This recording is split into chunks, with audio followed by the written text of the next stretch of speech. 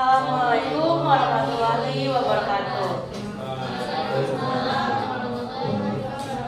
Selamat siang Ibu Ida dan juga teman-teman. Perkenalkan kami kelompok 5. Dan pada kesempatan kali ini kami akan membahas terkait dengan perang dunia dan juga perang dingin. Sebelum itu, izinkan kami kenalan diri masing-masing. Perkenalkan, nama saya Patricia Yosefin. Nama saya Muhammad Fahri. Nama saya Katia Melisa. Nama saya Cynthia. Langsung kita masuk ke dalam materi. Nah, pengaruh perang dunia bagi Indonesia tidak luput dari adanya kedudukan Jepang di Indonesia. Yang dimana kedudukan Jepang ini menjadi dampak yang positif dan juga bumerang bagi bangsa Indonesia sendiri.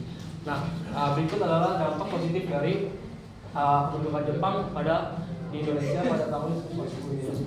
Nah, yang pertama adalah momen menuju kemerdekaan, yang dimana setelah kekalahan Jepang dengan pihak sekutu, Indonesia memanfaatkan kekalahan Jepang tersebut dan adanya vacuum of power atau kekosongan dalam pemerintahan, yang dimana para pemimpin dari bangsa Indonesia memanfaatkan momentum ini sehingga mau tidak mau Indonesia harus mendeklarasikan kemerdekaan Indonesia pada tahun 17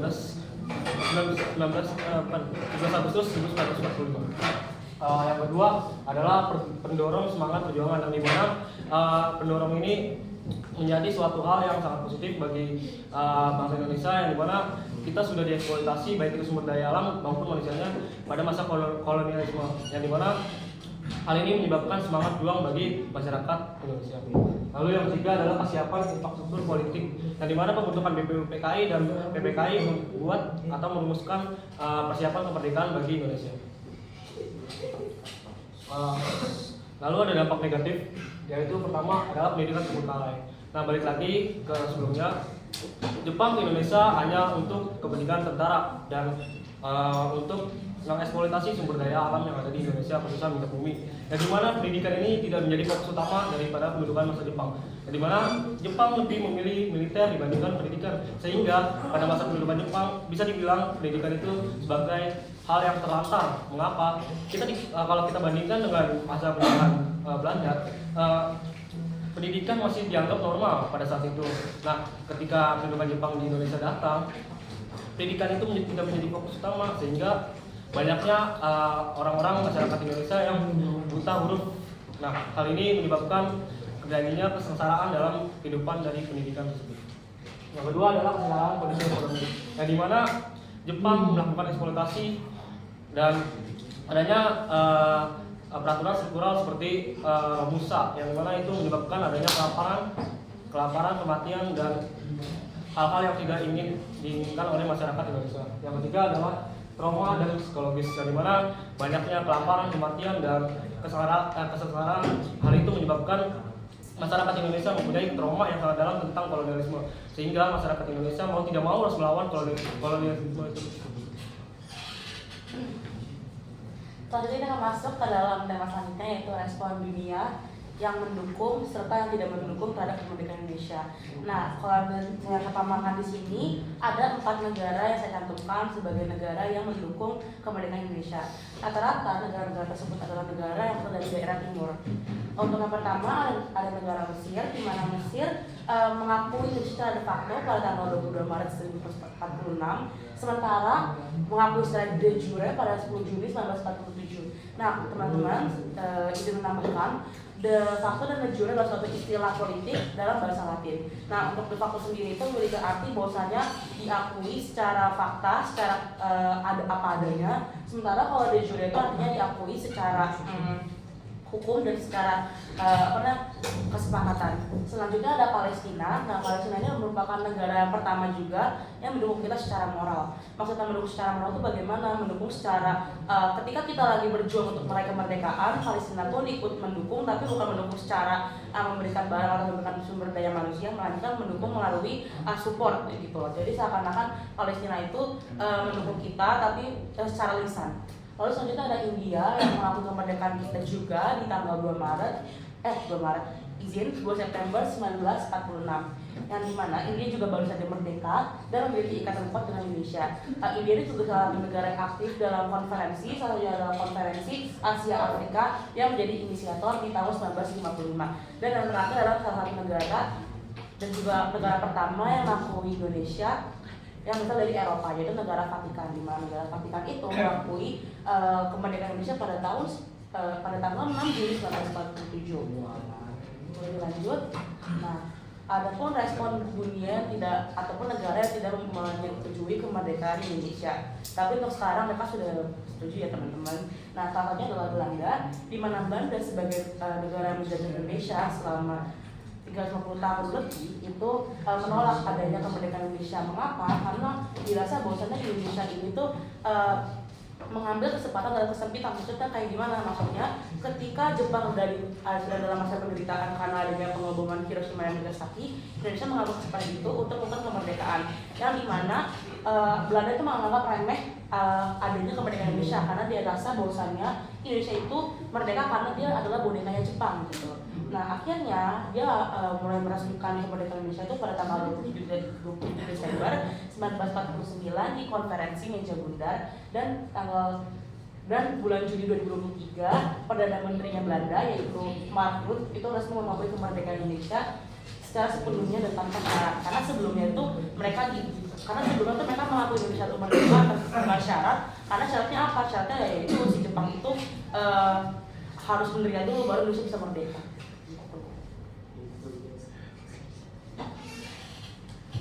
Selanjutnya itu adalah latar belakang perang dingin. Perang dingin adalah perang dalam konteks kepentingan dan perebutan informasi dan perbedaan ideologi antara blok barat yang dipimpin oleh Amerika Serikat dan blok timur yang dipimpin oleh Uni Soviet. Perang dingin disebabkan oleh beberapa faktor, antara lain yaitu perbedaan paham dan keinginan untuk berkuasa. Kedua belah pihak tidak pernah terlibat dalam aksi militer secara langsung, namun masing-masing pihak memiliki senjata nuklir yang dapat menyebabkan kehancuran besar. Perang dingin juga mengakibatkan ketegangan tinggi yang pada akhirnya memicu konflik militer regional seperti blokade Berlin tahun 1948 hingga 1949, Perang Korea 1950 hingga 1953, krisis Suez pada 1956, krisis Berlin pada tahun 1961, krisis rudal Kuba pada tahun 1962, Perang Vietnam 1959 hingga 1975, Perang Yom Kippur 1973, Perang Afghanistan 1979 hingga 1989, dan menambahkan Korea Air penerbangan 007 oleh Soviet tahun 1983.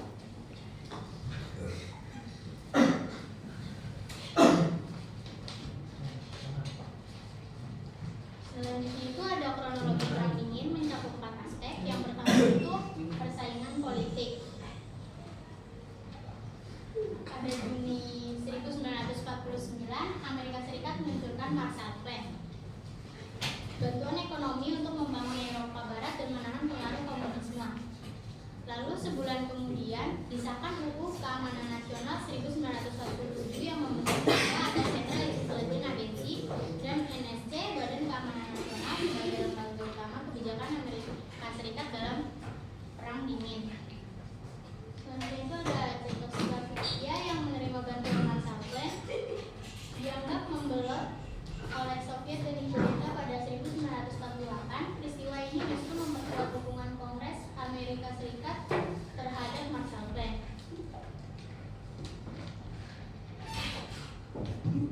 Berbagai bantuan Amerika Serikat berhasil menghentikan penyebaran komunisme, seperti kemenangan Germani atas komunis dan kemenangan Partai Anti Komunis di Italia tahun 1948. Masa ini ditandai oleh aksi saling memata-matai, pembelotan dan pengusiran diplomat antara kedua blok. Dan itu pada April 1949, Inggris, Prancis, Amerika Serikat, Kanada, dan 8 negara Eropa Barat menandatangani Paksa Pertahanan Atlantik Utara yang menjadi dasar berdirinya NATO atau North Atlantic Treaty Organization.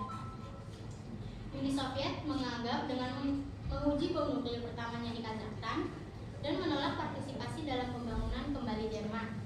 Sebagai langkah politik, Amerika Serikat, Inggris, dan Prancis membentuk Republik Federal Jerman. Sementara Uni Soviet memproklamasikan Republik Demokratik Jerman di wilayahnya.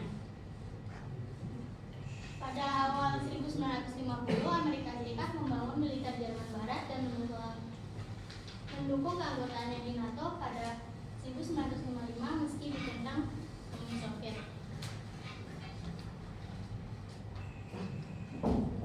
Pergantian kepemimpinan di kedua blok, Dwight D. Eisenhower dilantik sebagai Presiden Amerika Serikat yang baru dan berjanji mengurangi pengeluaran militer sampai tetap melanjutkan Perang Dingin.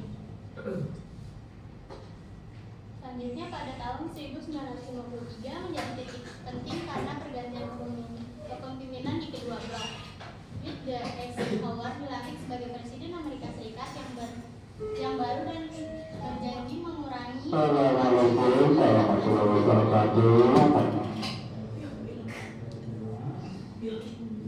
pihak Soviet. Joseph Stalin wafat dan digantikan oleh Nikita Khrushchev yang memulai destinasi, yaitu menghapus pengaruh Stalin dari sistem politik. Selanjutnya itu pada tahun 1955 Jerman Barat resmi bergabung dengan NATO yang memperkuat posisi militer di blok barat. Jerman Barat bergabung ke NATO pembentukan Pakta Warsawa sebagai respon Uni Soviet membentuk Pakta Warsawa, aliansi militer negara-negara komunis di Eropa Timur untuk menandingi kota NATO dan mempertahankan pengaruh di blok timur. Selanjutnya pada Revolusi Hungaria tahun 1956 menjadi titik balik ketika rakyat menggulingkan rezim komunis, menarik diri dari Pakta Warsawa dan berjanji mengadakan pemilu bebas. Revolusi Hungaria pada tahun 1956 menjadi titik balik ketika rakyat menggulingkan rezim komunis, menarik diri dari Pakta Warsawa dan berjanji mengadakan pemilu bebas. Yang terakhir pada tahun 1957 hingga 1961 ancaman nuklir Khrushchev dan kebijakan hidup berdamai dengan secara damai. Uni Soviet menanggapinya dan dengan invasi militer ke Hungaria, menangkap dan mengeksekusi pemimpin revolusi Imre Nagy, serta menyebabkan lebih dari 200.000 warga melarikan diri. Tindakan keras ini menimbulkan perpecahan di antara partai komunis di seluruh dunia. Lanjut, aspek yang kedua dari kronologi Perang Dingin, yaitu ada konflik Berlin pada 1948 sampai 1961. Setelah Perang Dunia II, Jerman terbagi menjadi Jerman Barat dan Jerman Timur. Wilayah Barat Jerman dikuasai oleh Prancis, Inggris, dan Amerika Serikat yang bergabung pada 23 Mei 1949, membentuk Republik Federal Jerman. Wilayah Timur Jerman dikuasai oleh Uni Soviet pada 7 Oktober 1949 yang membentuk Republik Demokratik Jerman. Uni Soviet memblokade Berlin pada 1948. Uni Soviet memberlakukan blokade ekonomi terhadap Berlin sebagai reaksi atas kebijakan reformasi ekonomi Jerman Barat, menyebabkan Jerman Barat mengalami krisis ekonomi yang membuat Amerika Serikat, Inggris, Prancis, dan beberapa negara lain memberikan bantuan besar-besaran untuk memasok Berlin. Lebih dari 270.000 penerbangan mengirim makanan dan bahan pakan. Blokade dicabut pada Mei 1949. Setelah mencapai kesepakatan dalam negosiasi dengan pihak Amerika Serikat, Inggris, dan Prancis, Stalin mencabut blokade di Berlin. Pada 13 Agustus 1961, tembok Berlin dibangun.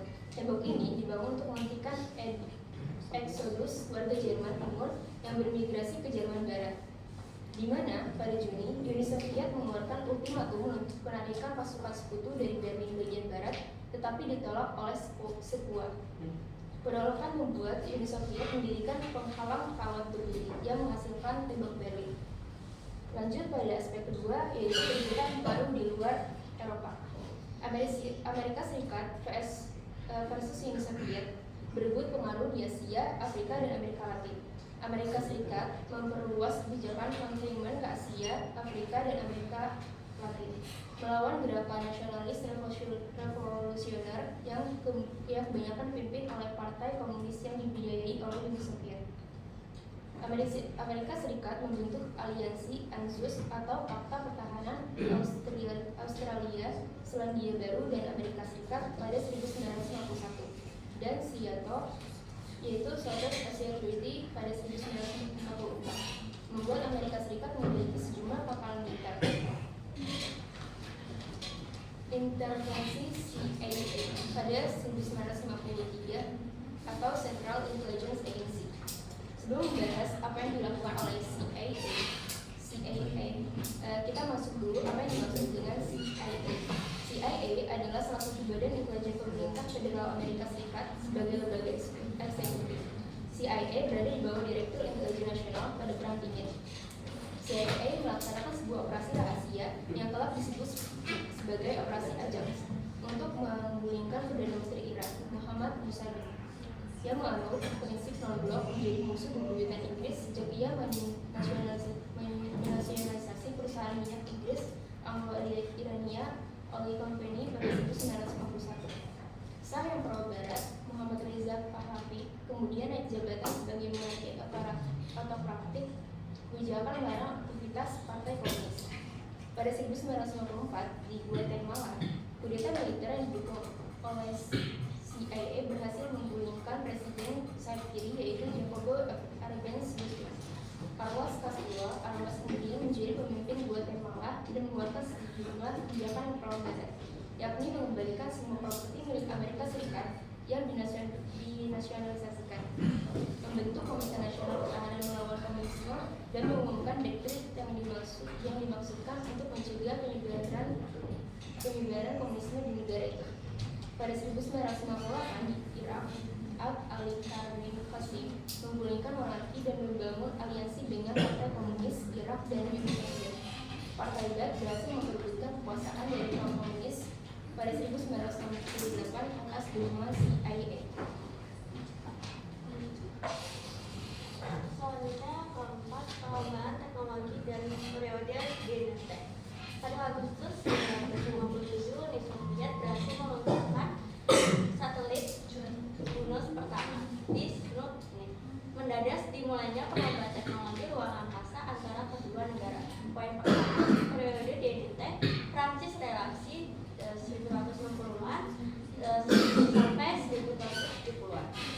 Kedua negara adidaya berupaya meredakan ketegangan yang tidak terlepas dari 4 hal berikut. Yang pertama, berkurangnya aturan peraturan pertarungan ideologi di negara-negara. Ketiga, dan munculnya pola-pola baru di dalam hubungan internasional. Yang kedua, AMSEC menyadari pertarungan ideologi dan dengan Uni Soviet tidak boleh mengorbankan masalah ekonomi negara. Secara khusus, AMSEC disebabkan oleh pemulihan dan pertumbuhan ekonomi yang pesat dari negara-negara Eropa Barat dan Jepang sepanjang 1950-an sampai dengan 1960-an. Yang ketiga, Uni Soviet dipaksa mengalihkan perhatiannya pada isu-isu di dalam negeri seperti masalah ekonomi selama periodenya perekonomian blok timur mengalami stagnasi. Keempat, negara-negara adidaya semakin sadar bahwa setelah ketiga semakin kuat seiring dengan semakin luasnya ruang untuk memproklamasikan kemerdekaan. Selanjutnya, poin kedua itu peredaran ketegangan dalam periode DNT ditandai oleh 2 peristiwa penting. Yang pertama, Februari 1972, Presiden Amerika Serikat Richard Nixon mengumumkan pemulihan hubungan dengan Tiongkok. Yang kedua, setelah kunjungan tersebut, Nixon bertemu dengan para pemimpin Uni Soviet, Leonid Brezhnev dengan Moskva. Pertemuan tersebut dibelakangi dalam pempanangan pembatasan senjata strategi arus limitation tax atau SALT antara kedua belah pihak. Nixon dan Brezhnev mengumumkan era baru hidup perdamaian secara damai dan membangun pendekatan hubungan baru. Selanjutnya, selama periode 1972 sampai 1974, kedua belah pihak juga sepakat untuk memperkuat hubungan ekonomi.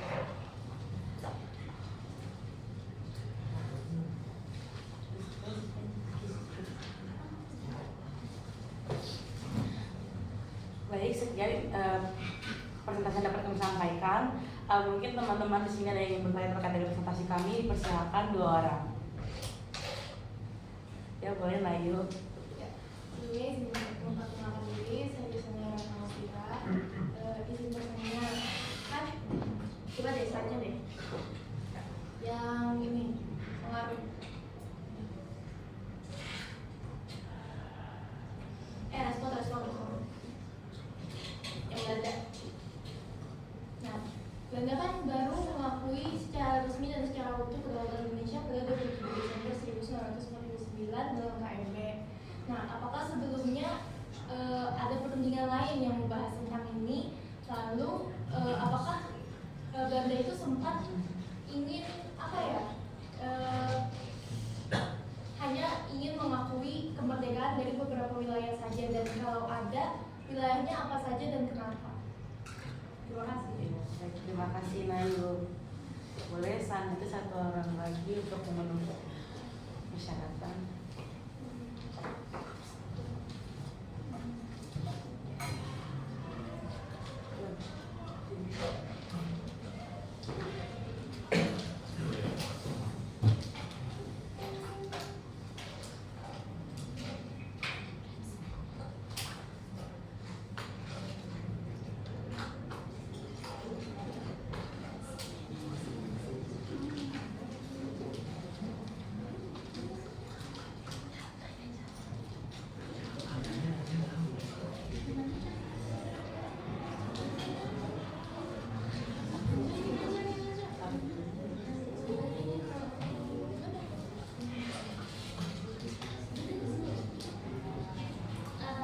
Izin bertanya, apa aja sih di respon itunya kan respon dunia internasional ya?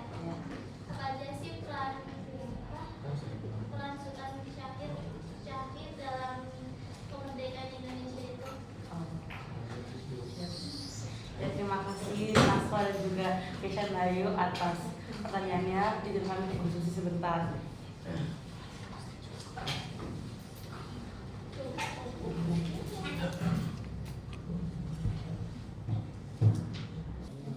Iya. Baik, terima kasih kepada teman-teman yang sudah bertanya.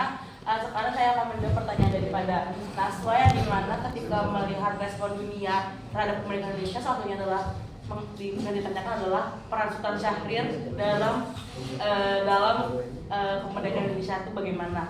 Jadi teman-teman, Sultan Syahrir itu punya partner, yaitu Haji Agus Salim dan juga Ahmad Subarjo, yang dimana itu mereka tuh adalah orang yang menjalankan diplomasi di Indonesia pada saat itu. Istilahnya mereka adalah perdana menterinya orang Indonesia.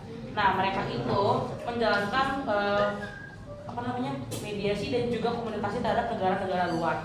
Nah, salah satu peran penting yang dilakukan oleh Sultan Syahrir kepada pengakuan kemerdekaan Indonesia adalah mengakui kemerdekaan Mesir. Maka dari itu, karena Indonesia juga mengakui kemerdekaan Mesir pun memberikan feedback, yaitu pengakuan kemerdekaan Indonesia terhadap Indonesia itu sendiri secara de facto, bukan berdasarkan kemerdekaan berdasarkan syarat. Seperti itu teman-teman. Apakah sudah cukup, Mas Arendri? Terima kasih.